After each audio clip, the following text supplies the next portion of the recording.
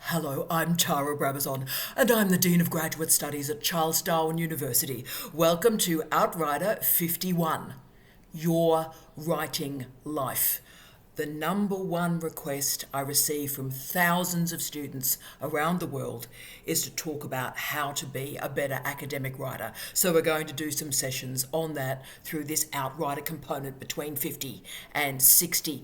And I wanted to start with a whole of life response. So I wanted to talk about your writing life because writing emerges from a context. Writing emerges from an environment, a space and a time. And the trouble is, writing is very difficult. If you think about it, what writing requires is we have to create an idea first in our mind, but then we create it a second time when we write it down. So writing is a very unnatural act, and therefore we have to enact interventions in our life to make writing work. If you think it's just going to be okay and writing will fit in with your normal life, you would be wrong. Everything we're doing today comes from a singular premise, that our writing environment is crucial to our writing. Now, that's why I've intentionally used the phrase, a writing life. If you want to write, let alone if you want to do research, you have to reorganize your entire life to do so. So what I wanted to do is create some very, very quick strategies for you, 20 of them, 20 interventions in your life that you can commence today. They may increase your efficiency, they may increase your productivity, or most importantly, they just might get you out of that rut or out of that lack of confidence. If you think you're a bad writer, bad writing, if you think you're a bad writer, we're going to do 20 interventions to make you a better writer today. Now, these 20 ideas will provide a reorganization of your entire life. And what we need to do is look at the surfaces of your life, we're looking at the time and the spaces of your life. Now, Annie Dillard stated quite honestly and quite fabulously, quote, "The written word is weak. Most people prefer life to it." End of quote. So let's try and connect up the word with your life and create a writing life. Intervention 1, have a plan. Most of you know I run my entire life, my writing life, through a whiteboard. Every year on Christmas Eve or New Year's Eve, I configure a whiteboard of my research plan for the following year. And it has 3 sections to it. What I'm going to write, under review, and what's been published. And the goal of the whiteboard is that I have productivity because my writing cascades down the board. And so it means I plan what I'm going to do and I can see the achievements. So the goal is for everything on the board to cascade, yes, but so I can see it cascade and gain confidence and a great sense of the value of my work. The gift of this system, though, that I rarely talk about is when you're really busy, which of course all of us are all of the time, it means it reduces the time it takes for you to think about what to do next. So when I finish an article on a Thursday and send it out to a journal, on the Friday morning, I know exactly what I'm starting the next day. There's no thought involved, it's all there. So the great gift of planning a writing life like this is it reduces the decision making and the procrastination because you know what you're writing on and you know what you're writing on next and you see the movement, you see the productivity. 2, intervention 2, pick your priority. Okay, this is an important one. Once you've got the whiteboard rocking, the next emphasis is to work out what your actual priority is. So where do you start? And there are 5 different strategies in the literature to pick out what is a priority, what's important. Now, I've talked about what's an important project, but of course the literature defines importance, what is important to you, in many, many different ways. Obviously, the first way to think about what's important is you look at it and you go, well, look, that's important. It's just self-evident. Well, you know what, do that one.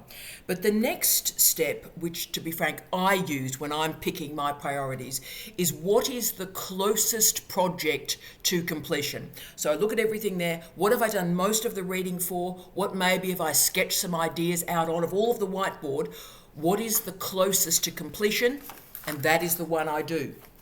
Another strategy, which I particularly recommend for students, particularly in their first year of their PhD, is pick the easiest project, and then you're learning how to be successful. So what's the easiest one for you to do? Do it, start it, finish it, complete it. You've learnt how to pick and select a task. Great. Another strategy to work out what's important or a priority is pick out your oldest project. So what's been hanging around the whiteboard for some years? Well, how about we clean that one up now? So finally, I think a good one if you're really having trouble, and I'm dealing with a lot of students at the moment that are deep in procrastination. They just are not writing at all. And so my strategy with them is, how about you write something that brings you joy? How about you write something that you enjoy writing? And that might solve your problems. So we all know, colleagues, writing is not pleasant. Research is not pleasant. This is not a nice thing to do.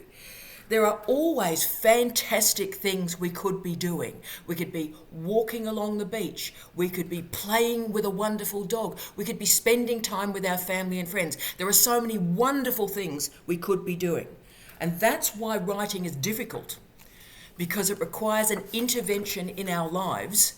We have to move away from things that make us happy. So try and automate as much as possible, select a priority, and ensure that the document is up on your computer when you wake up in the morning. So when you wake up in the morning, you've planned what you're doing the night before, you wake up in the morning, you make yourself a cup of coffee, you lift up your computer lid, and you start working. Intervention 3. Your table or your desk doesn't matter too much, but it's got to be reasonably simple and clean. Now, I know there are all sorts of students, and indeed very senior academics, that are slightly obsessed about their desks and stationery. So they don't commence until they've got 10 HB pencils sharp. You know, those sort of people, bless you. But look, most of my life I've worked on a IKEA flat pack table, a 40 quid IKEA table, and a really cheap chair. At the moment, I'm working in very temporary, very dodgy accommodation, and I'm simply writing. My writing life is on a dining room table. Productivity, though, emerges from an environment. So make yours simple, clean, a powerful space if you can. Stephen King used a great line. He stated that there is one characteristic of successful writers, quote, a door that you're willing to shut. End of quote. So keep the space simple and as clear and as clean as you can, and find a way to isolate yourself from others. That's what a writer does. Intervention 4. This is a nice one. It will help you if you're in real trouble at the moment. Every week, assemble 7 tiny tasks that you can complete in 30 minutes or in 60 minutes. Sunday night, configure 7 tasks. 7 things that can be done quickly. Why this matters is that you're going to do one a day. At the start of every day, you are going to do one of these small tasks. And by giving yourself these 7 straightforward and clear tasks every single week that you start, that you finish, you gain a great sense of achievement. And you get into the habit of configuring micro successes. And the trouble is, you need these 7 goals, because if you don't name a goal, you can't achieve a goal. Therefore, when you've got these 7 straightforward tasks, no matter how busy you are during the week's not going to pass and you're sort of crying on Saturday morning going, I had so much to do and nothing got done. If you've got these 7 tasks, and I do this is what I do, 7 tasks, no matter how crazy the week is, you can say, you know what, it was an absolutely devastating week, but I had 7 tasks and I completed them. And that, in busy times, is a great achievement. Intervention 5, take breaks. Now, I know this one seems highly counterintuitive, but it's been shown in the research that scheduling regular breaks increases your efficiency. I think we all know the people who say they're workaholics and they're working all the time. And of course, they're not working all the time. They're online, they're on Insta, and they're buying shoes. We all know that. And that's why working in intervals is a very successful strategy. So, for example, you might decide to work for 30 minutes and have 5 minutes off, and then you've earned your time on Instagram, you've earned your time shoe shopping, that's great. I work on a 50-10 model. So I work with incredible intensity for 50 minutes, and then I take a 10-minute inverted commas break. What I do with that break is often really glamorous stuff like cleaning the sink, doing the washing, doing ironing. But can I say that's also quite efficient because it's allowing me to go out and do something physical and come back, sit down with efficiency. So that works as a strategy. Do a 30 5-minute break, a 50 10-minute break. And what you need to do is work on your intensity of work. Intervention 6. Oh yeah, think about the people with whom you spend time. This is such an important issue for PhD students because it really does frame what you do. Think about who you're talking with every single day. When you're talking with them, do you feel energized? Do you feel excited? Do you feel smarter? Or is it just sort of a complaint, yucky, gossipy zone? And really be clear on that. What's the environment in which you're socializing? The problem with a group of people that are doing this a lot is you're sucked into their negativity, into their fear, and that becomes quite paralyzing in a group. Can I say some of the most toxic PhD student cultures I've ever seen are this, and none of the students finish. That's why this is so important. So if you're in a pretty serious environment where there's a lot of negativity, and I understand this because my working days involve hearing people's complaints. That's what the job is. So I've got a student coming in, complaining about all these things that are going wrong in their lives, or the supervisor, all the things that's going wrong with the student. They're all blaming each other. And of course, when in doubt, a student will blame the dean. So it's obviously I'm responsible for their enrolment for 8.5 years. You know, I'm causing their problems. Okay. But that's a complaint culture. And of course, complaints don't create success. Full stop. But what do I do about that? Well, what I do about that is every morning I get up early and I'm productive. I do my own writing first. I pay myself first. I fill the well first. So I'm then positive. I've read the greatest thinkers on planet Earth. I've written important thoughts, and then I come into work, whatever complaints and stuff people are doing, that's great because I've started my day working with the greatest scholars in the world. And that, of course, creates the positivity for the rest of the day. We need to remember that writing is an act of confidence, and if you're spending time before or after you're writing with toxic or pretty unhappy people, then you're going to have to do an intervention because that will impact on your writing. Intervention 7, consider your relationship with sound. This is a lovely one. The research shows that people who write with music are productive, that's great, and people who write in silence is productive. It's a productive environment. So whatever's suiting you, music or silence, the research shows that creates a great way to write. But the actual point I'm trying to make today is we've talked a lot about the environment of writing. We need to also remember the importance of constructing a soundscape of writing. So be intentional with the sounds around you. You need to construct a soundscape for your work. Also remember that you do have to construct silence. We're in an industrial, post-industrial age. You hear all the sounds, even when I'm recording this video. So when we need to, if we're interested in silence, if we want to write in silence, we have to construct that environment for silence. You can't just assume it's going to be okay. So intervention 8, oh yes, say no a lot. The only way to write a lot, the only way to be productive is to say no, and say no a hell of a lot. every time you say no to something, you say yes to writing. Obviously, we all have to earn a living. We all have to care for families. None of us are raised by wolves. I understand that. But every single day, team, we make choices. And we say yes to completely random and pointless stuff that we should not be doing. Every day, every single day, every single hour of every day, somebody asks me to do something completely bonkers. And they're asking me to do something completely bonkers because they're not prepared to do it. So say no a lot.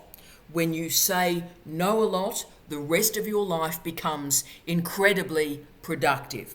In fact, my rule is now so extreme these days that unless my answer is hell yes, it's a no. Intervention 9, address your dependencies. Are you dependent on something or someone? That creates intense powerlessness. Booze is the obvious one, but dependency on pretty toxic humans is also quite devastating. And I'm talking about those humans that say you're not important, you're marginal, you're rubbish, you can't do this, you're going to fail. Those people. Now, you need to address that dependency. Unless you do, you're just not going to be able to write. The easiest way to manage dependency is to replace it with something positive. So take the booze out, put the exercise in, golden. But I'm well aware that there are many dependencies that require the intervention of a health professional, and I beg of you, please do that. Because that dependency is not going to go away unless you make a decision for it to go away. And all your hopes, your dreams, your aspirations are gone if you've got a hangover or you're in a toxic, bullying environment. It is important that we talk about this, particularly the relationship between writing and alcohol, because I think particularly in the last 100 years, particularly since the Beats, to be frank, the relationship between writing and alcohol has been sort of romanticised. If you think about Charles Bukowski is the greatest example of this. If you look at his book on writing, it's basically him drinking his way through it. And people say, oh, he was a great writer because of the booze. No, he was a great writer, and he was so great that even through the dreadful booze, he was still able to produce reasonable prose. Intervention 10, make sure you improve something every single day. My mother, who is in her 90s, says remarkable things most days. And when she was in her 80s, she said to me, life just goes on and on and on. Somewhat depressing. But she also said, perhaps more buoyantly, Tara, things could be worse. You could be dead. You wonder how goths are created. Well, I'd be looking at the mother. But those sort of mantras, I think, are useful because they really do focus your mind. And this focus is important because a PhD, all research to be frank, but a PhD has a relentlessness to it, right? It just goes sort of on and on and on. And it means we lose the sense of achievement. We get a bit blunted. We're not really sort of fresh and groovy and excited. So that's why I always make sure for my students there's something outside of the PhD, for my own life, a professional development thing outside of my research life. So every single day I'm learning something new. Oh, interesting. I can apply that. Fantastic. Every single day, try and learn something. And it's amazing what happens to your writing life when you enable newness to emerge every single day. So this small change creates an enormous writing advantage. So every day, make a decision to learn something new. And it could be something as simple as downloading an app that teaches you a new word every day. Brilliant. Do that. Intervention 11. Stop the Gothic self-talk. Now, I'm an old goth, but I know that the internal dialogue that students have going every single day is diabolical. So let's be clear. You're brilliant. You're good enough. You can do this. You will finish. Full stop. Every time you feel yourself going into those negative mantras, so I'm stupid, life's pointless, I'm never going to finish this PhD. Whenever you feel yourself doing that, you've got to intervene. Get those windscreen wipers going. You've got to intervene. You've got to change that soundtrack. Every time you feel the I'm useless coming, stop yourself. Stop in the middle of the sentence, intervene, and think differently.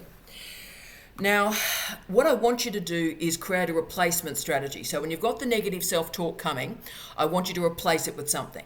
Like, I am brilliant, I am amazing, and of course my personal favourite, I am fabulous. I am fabulous. One of my favourite stories ever, and I'm very old and I've been a dean for a very, very long time. One of my favourite stories involving a PhD student was involving a wonderful engineer.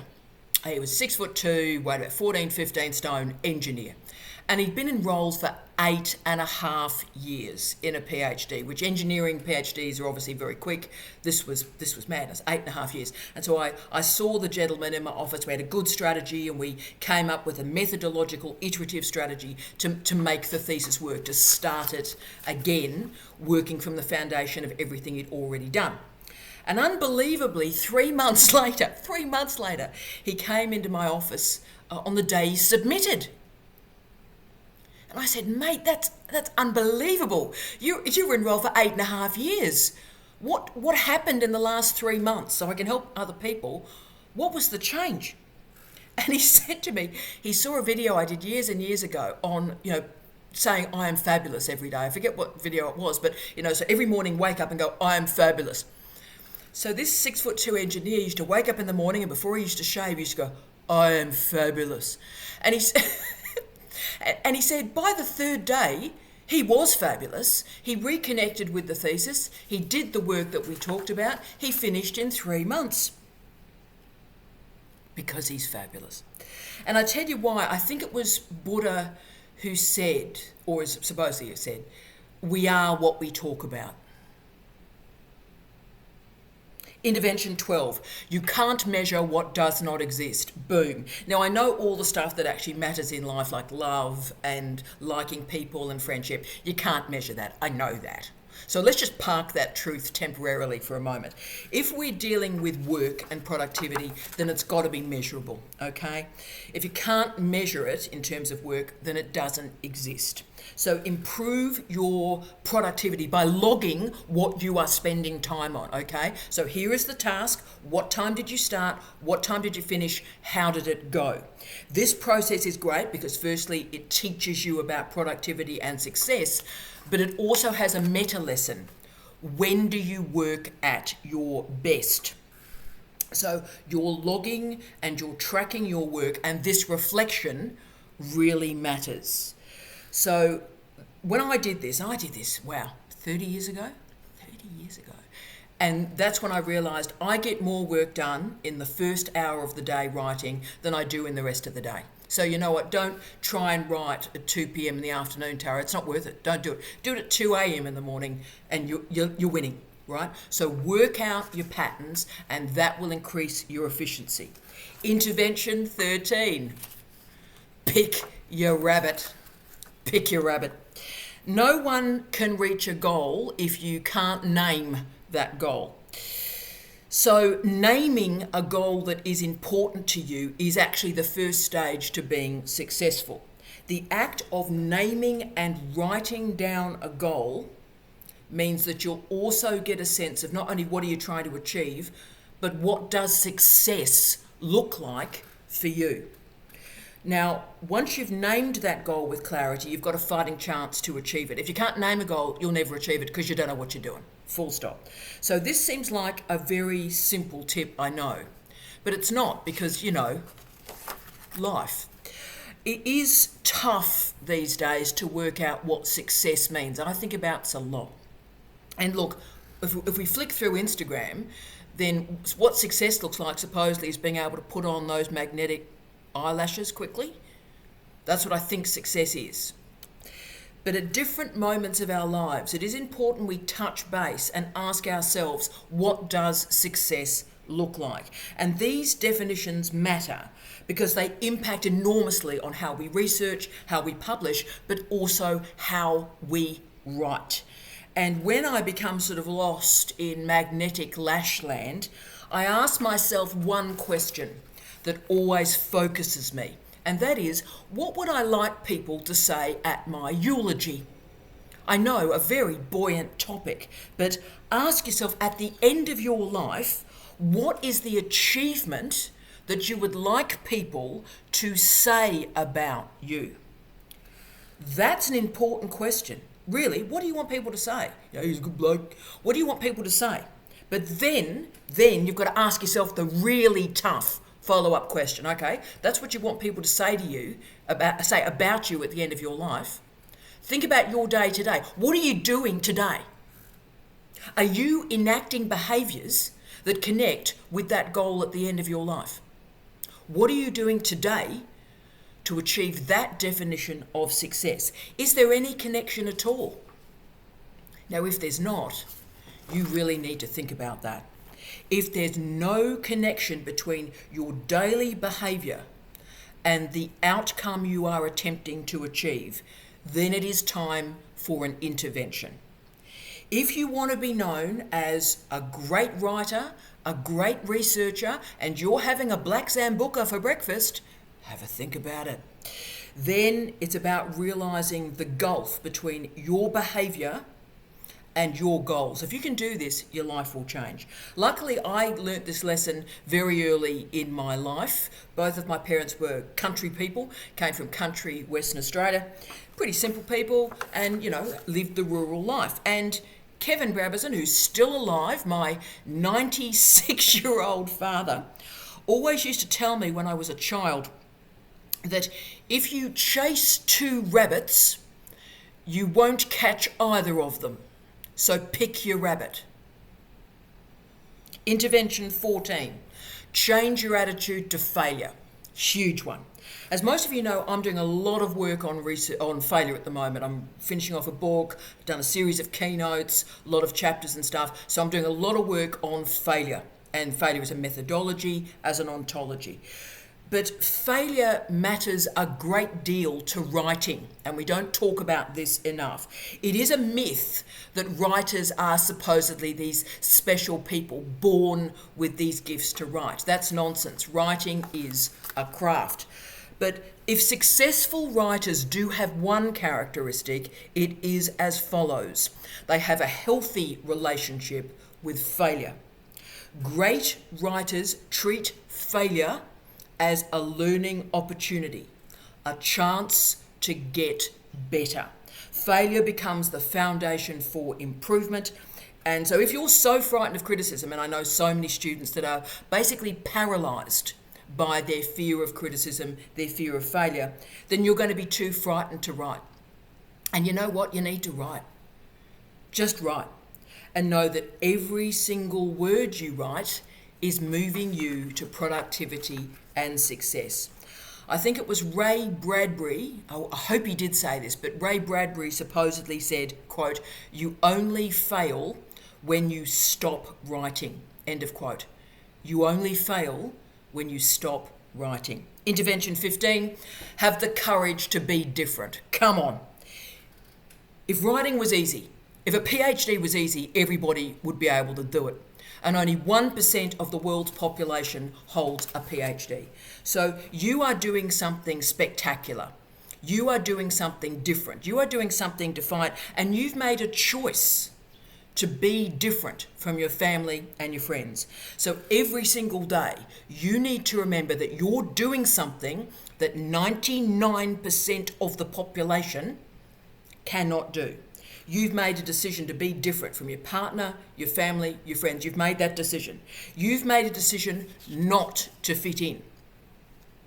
You've made a decision to stretch. So claim that difference and relish in the power of being extraordinary. Intervention 16, huge one, schedule an appointment with your writing. The characteristic of contemporary universities is that they endlessly confuse the urgent and the important. So you therefore need to schedule writing in your day. Put it in that damn Microsoft calendar, right? And never break an appointment with yourself. You wouldn't break an appointment with your kids or your partner or your friends. Don't break an appointment with yourself. Why would you let yourself down? Make an appointment with your writing. 17, intervention 17, control what you can control through very simple habits. Let's be honest, life is terrible most of the time, it's changeable, it's filled with pain, angst, anger and confusion, full stop. So how do you create order from this disorder? And the answer is habits. Really, really simple habits. So schedule a time. Pick a task, complete a task, full stop. And you know what? After this is done, say, Tara, that was bloody excellent. So enjoy that success. Speak the words. Well done, Tara. Yes, come on. If you're waiting for the perfect time to complete a PhD or to complete research, hell is going to freeze over. Do it now and simply control what you can control.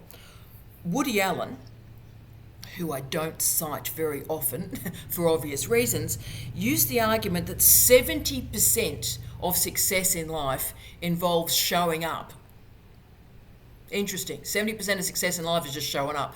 I would argue the other 30% is simply controlling what you can control. Always remember how much you do actually have control over. Okay? Intervention 18. Understand how writing develops through a degree. Anne Ruggles-Gear published a really fine book, Developing Writers in Higher Education, a Longitudinal Study.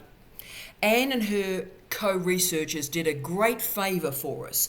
They implemented a study in how writing changes through a degree and what works and what doesn't when improving student writing. Wow. And this was a multi-year study. 169 students were tracked. Wow. So Gear took on the assumption that it is inevitable that writing improves through a degree. She shows that it's not inevitable. Students can start pretty poorly and not be great writers, and they finish pretty poor writers unless there are interventions. So she unpicks that phrase that we all take for granted, writing development. And she made it into 3 separate parts. Firstly, spelling and punctuation, so the error count. 2, disciplinary expertise development. And 3, the capacity to move in and move through writing challenges. I think that's absolutely brilliant. That is what writing development is. Fantastic. And the researchers recommended a very strong focus on genre, on students understanding writing genre. You've heard me say so often, the PhD is a genre of writing. Really take that to heart because this research shows that matters. What is the genre of writing?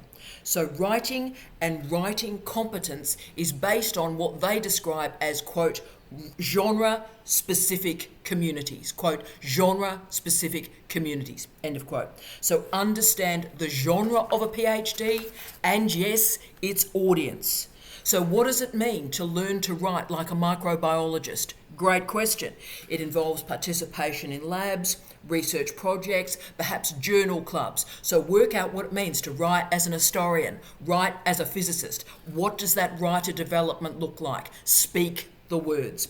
Intervention 19, here it comes.